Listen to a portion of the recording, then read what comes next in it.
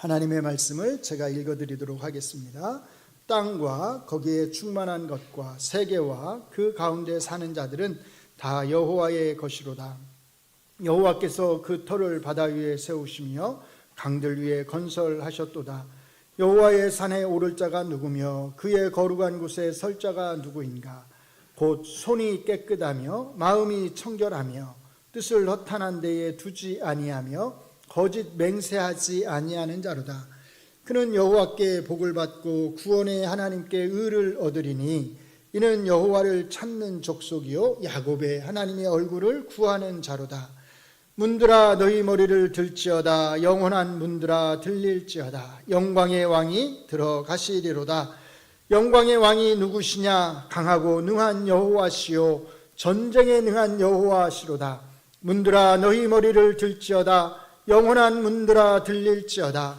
영광의 왕이 들어가시리로다. 영광의 왕이 누구시냐? 만군의 여호와께서 곧 영광의 왕이시로다. 아멘. 아멘. 오늘도 하나님께서 이 말씀을 통하여 우리에게 선하신 하나님의 뜻을 드러내기를 바랍니다. 지난주에 저희가 마태복음 5장 8절의 말씀, 마음이 청결한 자는 복이 있나니 그들이 하나님을 볼 것이기 때문이다 라고 하는 말씀을 우리가 살펴보았습니다. 그리고 이 말씀의 배경으로서, 그러니까 마음의 청결과 하나님을 보는 것이 연결되어 있는 이 말씀의 배경으로서 우리가 시편 24편의 전반부를 함께 보았습니다. 오늘은 지난주에 보지 못했던 그 후반부의 말씀, 그리고 조금 다르게, 지난주는 이제 제가 신약하고 연결해서 말씀을 보았잖아요. 오늘은 신약 성경의 말씀과 연결하지 않고 이 시편 24편이 가지고 있는 의미, 그리고 이것이 오늘날 우리에게 어떻게 적용될 수 있는지에 대해서 한번 간단히 생각해 보도록 하겠습니다. 이 시편 24편은 일단 크게 두 부분으로 나뉩니다. 1절부터 6절까지가 한 묶음이고 그 다음에 7절부터가 또 10절까지가 한 묶음입니다. 1절부터 6절까지는 제가 지난주에 말씀을 드렸던 대로 여호와를 예배하는 자, 또는 여호와 앞에 나아가서 여호와의 얼굴을 볼 수 있는 자격이 있는 자가 누구인지에 대해서 설명을 합니다. 그리고 이어서 이제 7절부터 10절까지는 영광의 왕이신 여호와 하나님께서 예배를 받으시기 위해서 성전 안으로 들어가는 장면을 묘사를 하는 거예요. 여호와를 예배할 수 있는 자의 자격에 대해서 지난주에 두 가지를 우리가 살펴보았습니다. 그래서 오늘은 그 두 가지는 제가 따로 살피지 않고요, 그 다음에 세 번째, 네 번째 것을 간단히 말씀을 좀 드리겠습니다. 세 번째가 뭐냐면 뜻을 허탄한 데 두지 않는 것이고, 네 번째는 거짓 맹세를 하지 않는 것입니다. 그런데 여기 조금 문제가 있어요. 그게 뭐냐면 이 세 번째와 네 번째는 의미가 조금 불분명하다는 거예요. 그래서 세 번째와 네 번째가 하나님과 관련된 것일 수도 있고, 아니면 하나님과 관련되지 않은 그냥 일상의 우리가 서로의 관계 속에서 어떻게 관계를 가져야 되는지에 대한 말씀일 수도 있다는 겁니다. 일단 세 번째 것을 보시면 뜻을 허탄한 데 두지 않는다고 할 때, 이것을 하나님과 관련해서 우리가 이해를 한다면 이 말씀의 의미는 뭐냐면 우상을 섬겨서는 안 된다, 우상을 신뢰해서는 안 된다라고 하는 뜻을 갖습니다. 왜냐하면 여기 허탄한 것이라고 할 때 이게 무슨 뜻이냐면 속이 비어있는 것을 말하는 거거든요. 속이 비어있는 나무를 가리키는 거예요. 그래서 속이 비어있다고 하는 것은 헛된 것, 아무것도 아닌 것, 허무한 것을 가리킵니다. 그게 뭐냐면 우상이라는 거죠. 우상이 속이 비어있는 것, 헛된 것이고 아무것도 아닌 거잖아요. 의지할 만한 게 아니잖아요. 그래서 여기 허탄한 데라고 할 때 이것은 우상을 가리킨다는 겁니다. 그런데 이것이 꼭 우상을 가리키지 않는다 하더라도 사실 우리가 하나님 위에 우리의 일상에서 어떤 다른 것, 그게 물질이든지 어떤 것이든지 하나님 위에 다른 것을 의지하면 그 다른 것이 뭐가 되겠어요? 헛된 것, 우상이 되는 거죠. 그게 비어있는 것이, 아무 쓸모없는 것을 우리가 의지하는 것입니다. 그러니까 결국 그것도 역시 우상 숭배라고 할 수가 있습니다. 또 여기서 뜻으로 번역된 단어는 뭐냐면 히브리어로 네페시라고 하는 단어입니다. 이것은 보통 영혼으로 번역이 되는데, 이 영혼이라고 하는 것은 성경에서 영혼이라고 말할 때 이 영혼은 우리 몸을 빼놓고 영혼을 말하는 것이 아니라, 영혼이라고 하는 표현을 통해서 뭘 가리키는 거냐면 우리의 존재 전체를 사실 가리키는 거예요. 그러니까 뜻을 허탄한 데 두지 않는다라고 하는 것은 우리의 존재 전체를 엉뚱한 데다가 헛된 것에다가 맡기지 않는다고 하는 것을 의미한다는 겁니다. 그것이 우상이든 아니면 다른 어떤 것이든 자기의 존재를 하나님 위에 다른 것에 맡기고 살아가는 사람은 하나님 앞에 나와서, 창조주이신 하나님 앞에 나와서, 모든 것의 소유주 되시는 하나님 앞에 나와서 예배할 자격이 있다 없다? 없다는 거예요. 여호와 하나님이 모든 만물을 창조하신 참 하나님이심을 정말로 믿는다면, 그 정말로 진실로 믿어진다면, 사실 그렇잖아요. 이 하나님 위에 우리가 누구에게 우리 자신을, 우리 존재 전체를 맡길 수 있겠습니까? 다른 아무것도 없지요. 누가 여호와의 산에 오를 수 있을까요? 누가 거룩한 산에 오를 수 있을까요? 자기의 존재 전체를 여호와께 맡기는 사람입니다. 마지막 네 번째로 거짓 맹세하지 않는 자입니다. 이것도 마찬가지입니다. 이것을 우상과 연결을 해서 우상으로 거짓 맹세하지 않는다, 그런 뜻으로 이해할 수도 있고, 아니면 그냥 다른 사람에게 우리가 맹세를 할 때 거짓말로, 거짓 맹세로 맹세를 하면 안 된다라고 하는 뜻으로 이해할 수도 있습니다. 어느 쪽으로 이해하든 상관이 없어요. 왜? 결국 뭐 하는 거예요? 우상으로 거짓 맹세를 하든 아니면 그냥 다른 식으로 거짓 맹세를 하든, 거짓 맹세하는 사람은 하나님 앞에서 거짓말을 하는 거잖아요. 그렇게 하나님 앞에서 거짓말을 하는 사람, 그 사람이 하나님 앞에 나와서 예배할 자격이 있을까요? 없다는 것입니다. 중요한 것은 이거예요. 중요한 것은 거룩한 산에 오르기 위해서는 그 거룩한 산에 거하시는 거룩하신 하나님에게 합당한, 그 거룩하신 하나님이 요구하시는 거룩한 행위, 거룩한 삶을 살아야 한다는 것입니다. 이런 사람을 가리켜서 5절은 복 있는 사람이라고 말하고, 그래서 바로 그 사람이 하나님에게 의롭다함을 얻은 사람이라고 말을 하는 것입니다. 바로 이런 사람들이 하나님의 얼굴을 배울 수 있는 자들이기 때문입니다. 이렇게 하나님을 예배하기 위해서 거룩한 삶을 산 자들이 바로 지금 어디에 모여 있냐면 성전에 모여 있습니다. 뭐 하기 위해서요? 하나님을 예배하기 위해서. 이제 이 거룩한 자들의 예배를 받으시기에 합당하신 여호와 하나님이 등장을 하십니다. 그런데 그냥 등장하는 것이 아니에요. 어떻게 등장하냐면 전쟁에서 승리하신 왕으로 등장을 하십니다.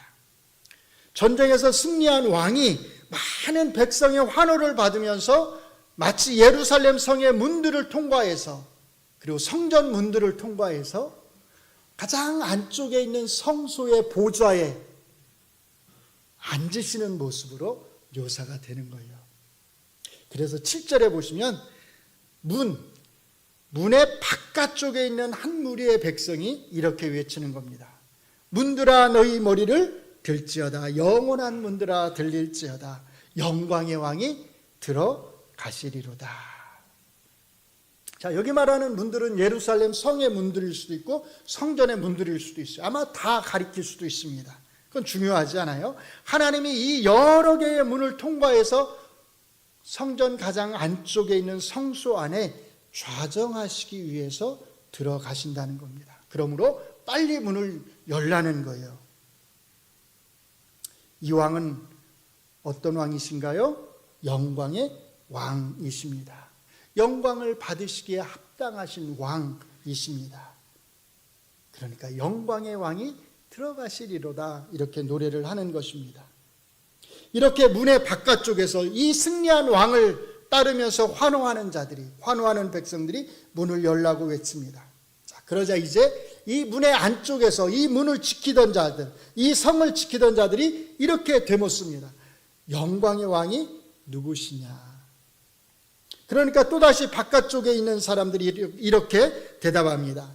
강하고 능한 여호와시요 전쟁에 능한 여호와시로다. 구약시대에 민족과 민족의 전쟁은 곧 그 민족이 섬기는 신들의 전쟁이었습니다.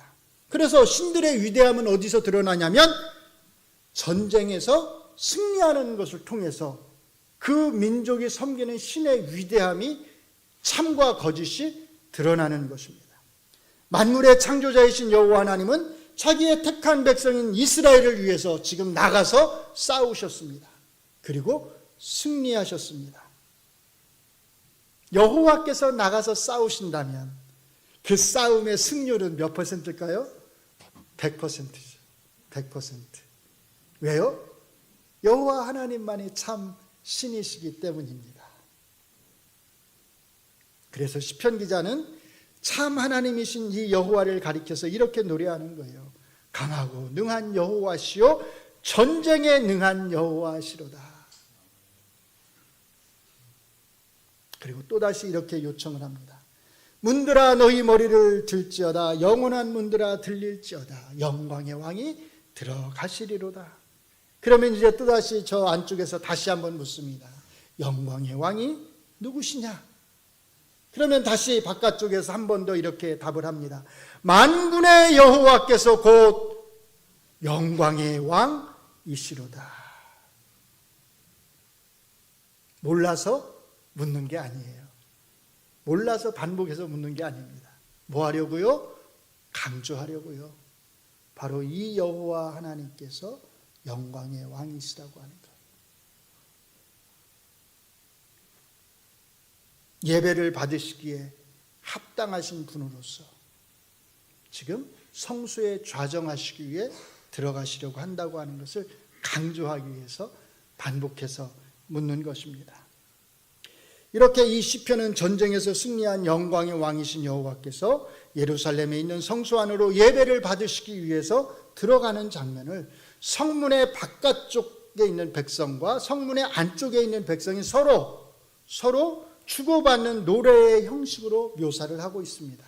그래서 이 시편 24편은 구약시대에 하나님을 예배하는 백성들이 둘로 나뉘어서 서로 함께 돌아가면서 불렀던 교창인 것을 우리가 알 수 있습니다. 참으로 멋진 시죠? 얼마나 멋진 노래입니까? 이렇게 이 시편 24편은 거룩한 처소인 성소에서 거룩하신 여호와 영광의 왕을 만나는, 그분을 만나는 기쁨을 노래하고 있습니다. 성전에 모여서 여호와를 예배하던 이스라엘 사람들은 얼마나 큰 감격 속에서, 얼마나 큰 기쁨 속에서 예배를 드렸을까요? 그런데 그 예루살렘 성전이 다 무너졌습니다. 바벨론 왕의 침략으로 인해서 솔로몬 왕이 지었던 그 성전, 그 화려했던 성전, 그 성전이 기원전 587년에 다 무너져 내렸습니다. 이 성전이 무너지기 전에 사람들은 이렇게 말했습니다. 이것이 여호와의 성전이라. 이것이 여호와의 성전이라. 이 성전이 있는 한 우리는 망하지 않으리라. 그런데 그들의 기대와는 달리, 그들이 장담했던 것과는 달리 바로 이 여호와의 성전이 기원전 587년 바벨론 군대에 의해서 짓밟히고 완전히 무너져 내렸습니다.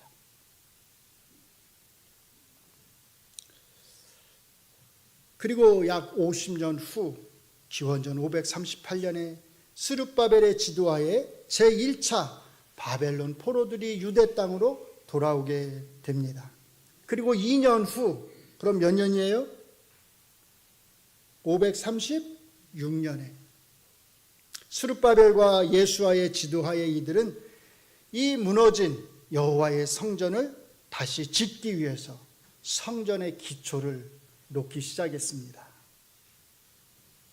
에스라 3장은 이렇게 성전의 기초를 놓을 때의 모습을 다음과 같이 묘사합니다. 모든 백성이 여호와의 성전 기초가 놓임을 보고 여호와를 찬송하며 큰 소리로 즐거이 부르며 제사장들과 레위 사람들과 나이 많은 족장들은 첫 성전, 어떤 성전이에요? 누가 지은 성전? 솔로몬 왕이 지은 그 첫 성전, 그 첫 성전을 보았던 기억이 있기 때문에, 거기서 예배드렸던 그 기억이 있었기 때문에 이제 이 성전의 기초가 놓임을 보고 대성통곡하였으나, 여러 사람은 아마도 바벨론 땅에서 태어난 세대들이겠지요. 솔로몬 성전을 본 기억이 없는 사람들일 겁니다. 그들은 기쁨으로 크게 함성을 지르니 백성이 크게 외치는 소리가 멀리까지 들리므로 즐거이 부르는 소리와 통곡하는 소리를 백성들이 분간하지 못하였더라.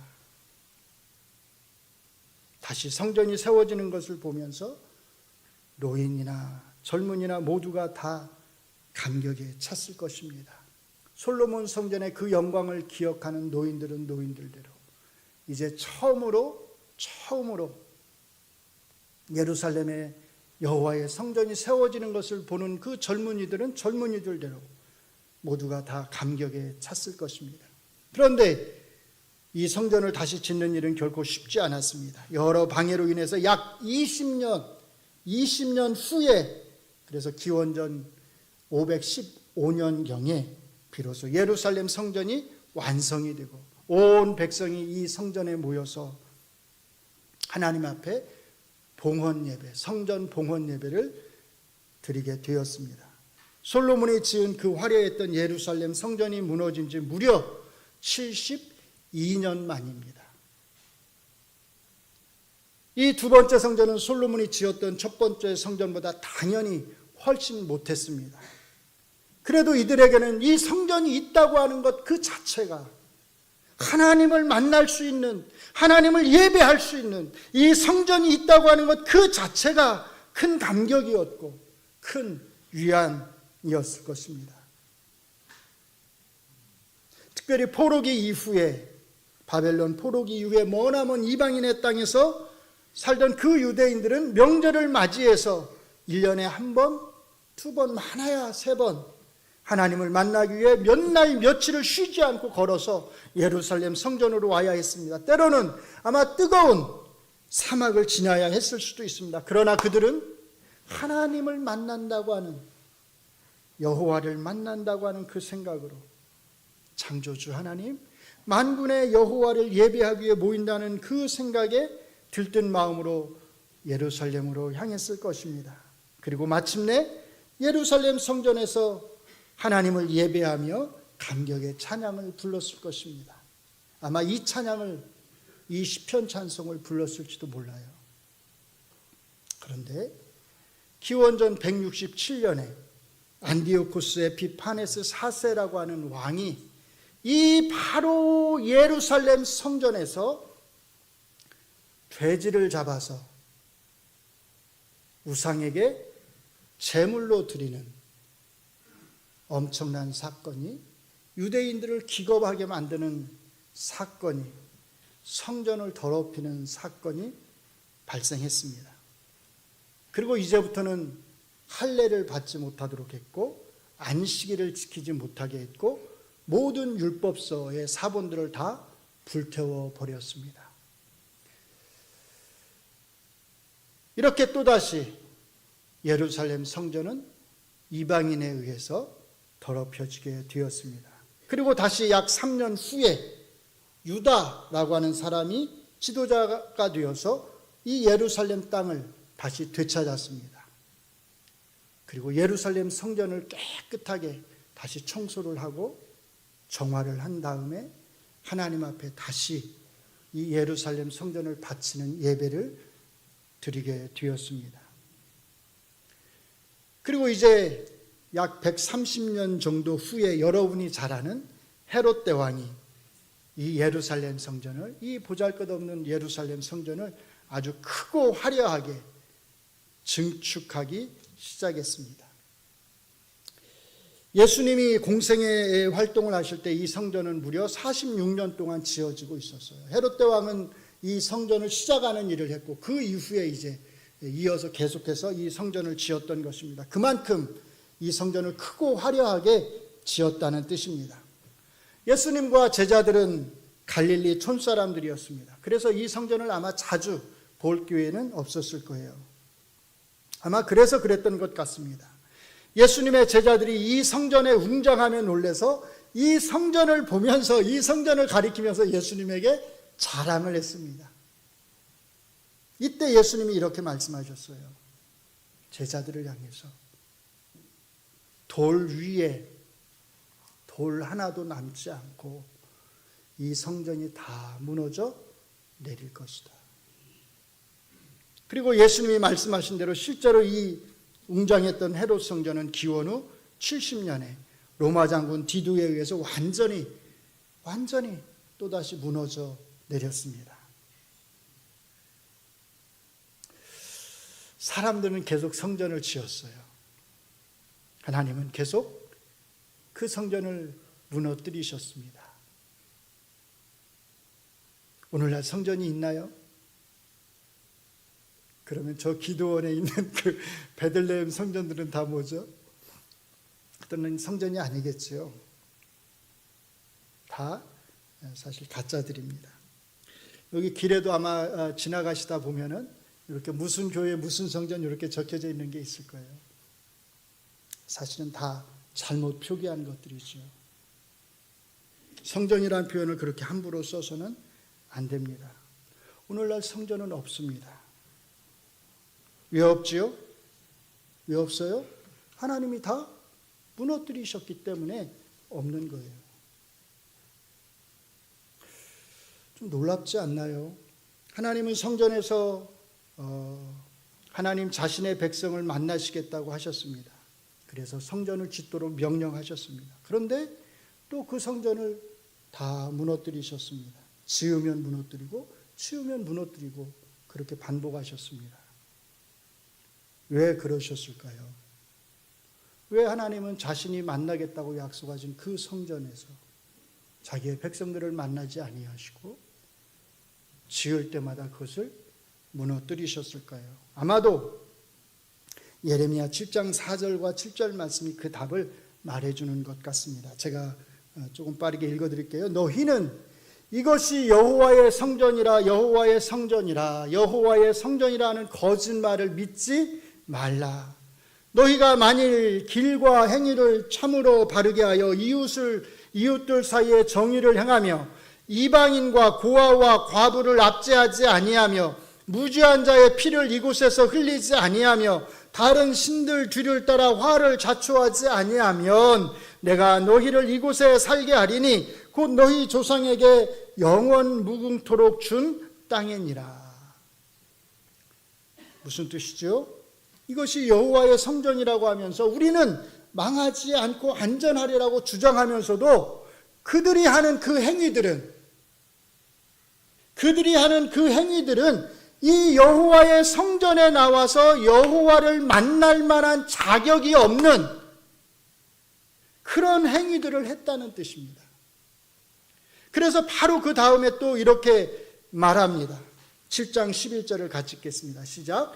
내 이름으로 일컬음을 받는 이 집이 너희 눈에는 도둑의 소굴로 보이느냐? 보라, 나 곧 내가 그것을 보았노라. 여호와의 말씀이라. 도둑의 소굴이라고 하는 말은 물건을 훔쳤다는 말이 아닙니다. 하나님이 행하시는 행위를 하지 않고 거룩한 행위들을 하지 않고 온갖 악한 행위들을 했다는 것입니다. 마태복음 7장에 나오는 예수님의 표현대로 하면 불법을 행했다는 것이고 오늘 시편에 나오는 4절 말씀대로 표현을 하면 깨끗한 손과 마음의 청결이 없었다는 뜻입니다. 이런 성전이 도둑의 소굴과 같은 성전이 필요할까요? 하나님은 이 성전을 의지하면서도 하나님이 요구하시는 그 거룩한 행위들을 하지 않는 것을 보시고 이 성전을 그냥 다 무너뜨리신 것입니다. 성전이 거룩하신 하나님을 만나는 곳인데도 불구하고 그 거룩한 하나님을 만날 만한 행위를 하는 사람들이 없다면, 아무도 이 성전에서 하나님을 만날 만한 거룩한 행위를 하지 않는다면 그 성전은 더 이상 필요하지 않은 거죠.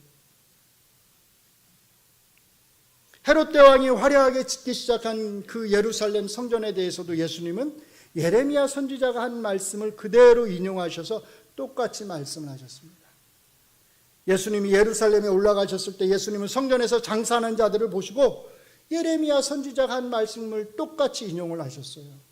내 집은 기도하는 집이라 일컬음을 받으리라 하였거늘 너희는 뭘 만들어요? 강도의 소굴을 만드는도다. 예레미야 선지자가 도둑의 소굴이라고 한 것을 마태복음은 강도의 소굴로 표현한 것뿐이에요. 같은 의미입니다.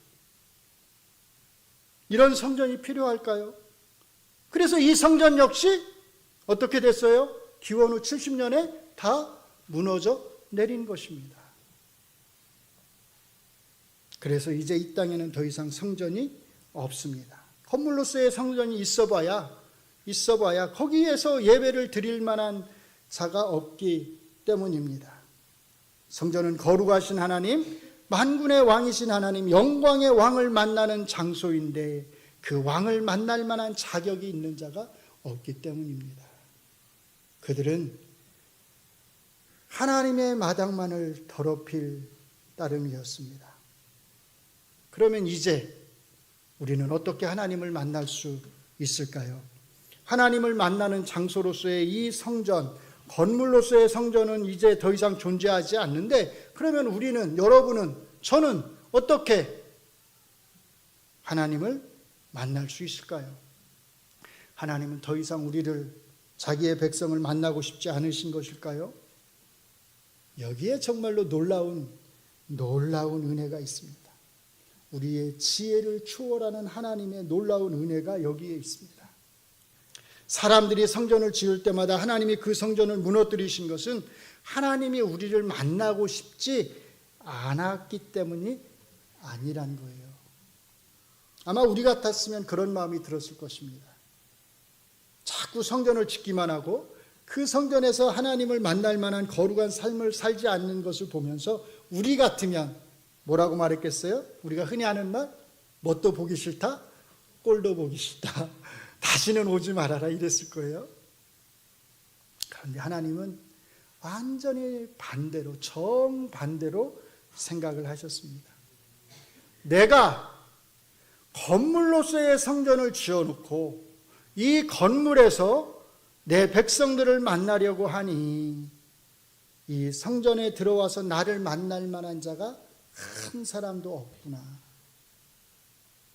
이제부터는 내가 이 건물로서의 성전을 다 없애버리고, 쉽게 말하면 내가 건물로서의 성전에 거하지 않고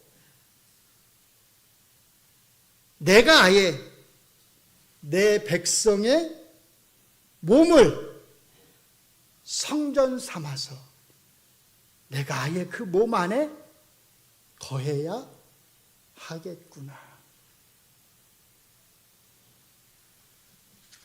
이제 어떻게 우리가 하나님을 만날 수 있나요? 우리 안에 들어오셔서 우리의 몸을 성전으로 삼으시고 하나님이 이제는 우리를 직접 만나십니다. 놀랍지 않나요? 정말로 놀라운 은혜가 아닌가요? 정말로 놀라운 하나님의 사랑이 아닌가요? 성전을 다 무너뜨리시고 하나님이, 그 거룩하신 하나님이, 그 영광의 왕께서 아예 그냥 우리 안에 거처를 마련하셨습니다. 그래서 이제 건물로서의 성전은 존재하지 않지만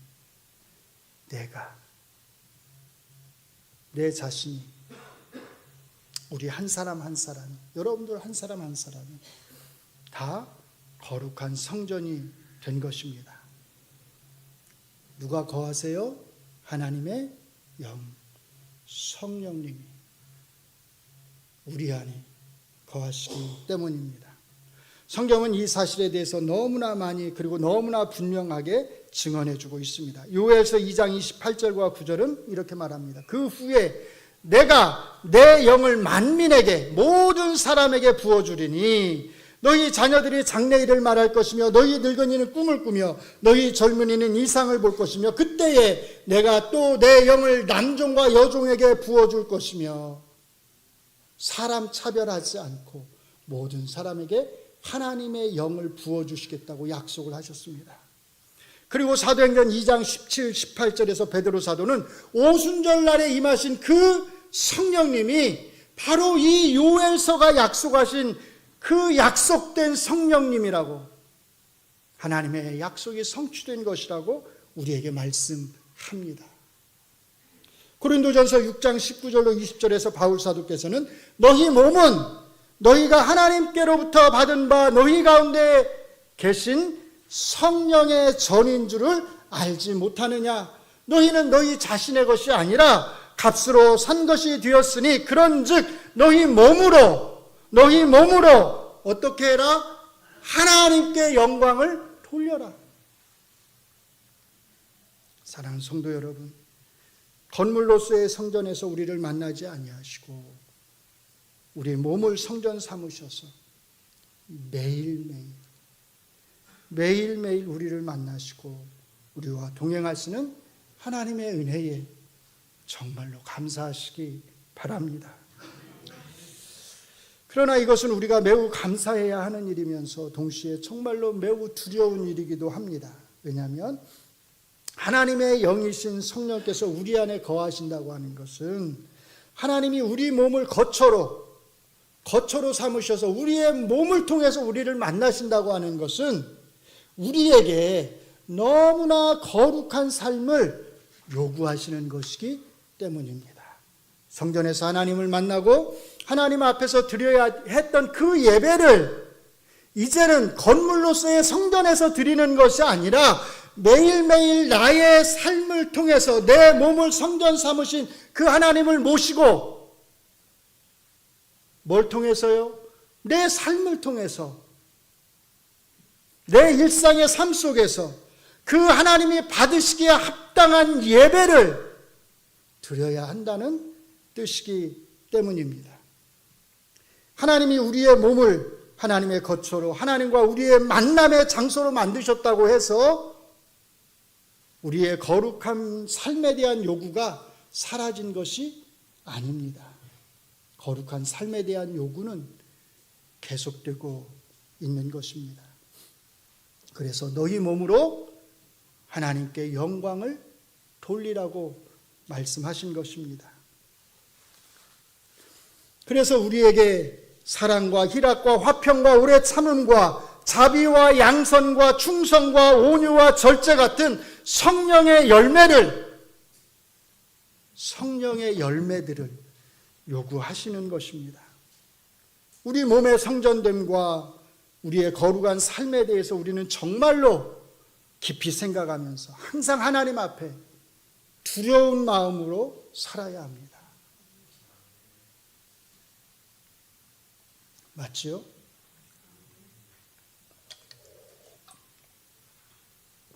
자, 그러면 한번 잘 생각해 보세요. 제가 두 가지에만 말씀을 좀 드리겠습니다. 우리 성도님들 개인들과 관련된 것이 아니고, 제가 볼 때 우리 성도님들 개인들은 그런 문제가 없는데, 문제가 뭐냐면 다른 사람들의 행위와 관련돼서 너무나 분별력이 없다는 것입니다. 자, 어떤 사람이 깡패를 하다가 목사가 되었어요. 그런데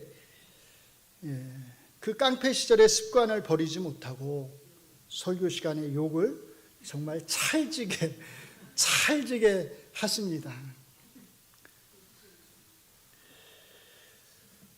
이렇게 찰지게 자기들을 욕하는 그 목사님의 설교를 들으면서 밑에 있는 사람들은 아멘을 외쳐댑니다. 때로는 인격 모독적인 말을 하는데도 불구하고 아멘으로 다 받습니다. 남편이 만약에 그런 말을 했다면, 그런 욕을 했으면 당장 당신하고는 더 이상 못 살겠다고 이혼하자고 막 대들거면서도 누가 하니까요? 목사님이 하시니까 그건 아멘이고 은혜가 되는 겁니다. 자, 이 목사님을 우리는 어떻게 판단해야 될까요? 바른가요? 바르지 않은가요? 이런 목사님을 따라야 되나요? 따르지 말아야 되나요? 어떻게 해야 되죠? 이 목사님이 욕하시는 것에 대해서 어떻게 변명하는지 아세요? 이 목사님이 욕을 하시는 것은 하나님이 이 목사님을 옛날에 깡패이셨으니까 있는 그대로 사용하시기 때문에 욕을 하시지만 하나님의 뜻으로 받아들이고 잘 섬겨야 된다는 거예요. 하나님이 정말로 이분을 있는 그대로 사용을 하시는 걸까요? 하나님이 우리를 사용하실 때 그렇게 사용을 하시는 걸까요? 정말 그럴까요? 유명 학원의 강사가 있습니다. 우연히 이분이 학생들을 가르치는 영상을 제가 보게 되었습니다. 정말 잘 가르치시더라고요. 야, 정말 1년에 몇십억씩인가요? 뭐 그렇게 벌어들일 만한 하구나. 정말 잘 가르쳐요. 그런데 문제는 너무나 욕을 또 많이 한다는 겁니다. 너무나 욕을 많이 하세요. 제가 입으로 담을 수 없는 욕들을 너무나 많이 하시는데 그 넓은 곳이 다 꽉 차 있습니다. 학생들로. 왜냐하면 잘 가르치니까. 근데 제 마음속에 그런 생각이 들었어요. 이 학생들은 이 많은 욕을 다 들으면서 어떤 생각을 할까? 어떤 영향을 받을까? 입에 담을 수 없는 욕들을 너무나 자연스럽게 하는데 또 말은 또 다 맞는 말이에요. 학생들에게 자극을 줘서 이 학생들이 공부하도록 하기 위해서 엄청난 욕들을 쏟아붓는 거예요. 학생들이 자극을 받는 거예요. 그 욕들을 들으면서. 맞는 얘기를 엄청난 욕을 섞어서 하니까. 자, 근데 문제는 제가 나중에 알고 보니까 이분이 그리스도인이었다는 거예요. 어떤가요? 맞는 얘기를 욕을 섞어서 하면 괜찮을까요? 제가 더 놀랬던 것은 어느 날 기독교 방송에 보니까 이분이 그 신앙 간증 같은 거 하는 거 있잖아요. 그 프로그램에 나와서 인터뷰를 하는 것이었어요. 사회자하고. 근데 거기서는 너무 얌전하더라고요. 너무 얌전하고 정숙해 보여요. 그래서 제가 깜짝 놀랐습니다. 아니, 이 프로그램의 PD는 이분의 이 영상을 한 번이라도 보고 초대를 한 걸까라는 생각이 들었어요. 아마 어떤 분들은 이렇게 유명한 강사가 그리스도인이라고 하는 사실에 굉장한 자부심을 가지는 분들도 있을 것입니다. 야, 이렇게 유명 강사가 역시 하나님을 믿으니까 이렇게 유명한 강사가 된 거야. 하나님이 복을 주신 거지. 그래서 저는 가끔씩 혼란스러울 때가 있습니다. 우리가 정말로 같은 하나님을, 한 하나님을 섬기는 게 맞을까? 혼란스럽습니다. 우리가 오늘 시편 기자가 말하는 그 영광의 하나님, 만왕의 왕이신 여호와를 우리가 정말로 섬기는 게 맞을까? 그 하나님의 영이 정말로 우리 안에 거처를 정하신 게 맞을까? 혼란스럽습니다. 사랑하는 성도 여러분, 정말로 정신을 차리셔야 합니다.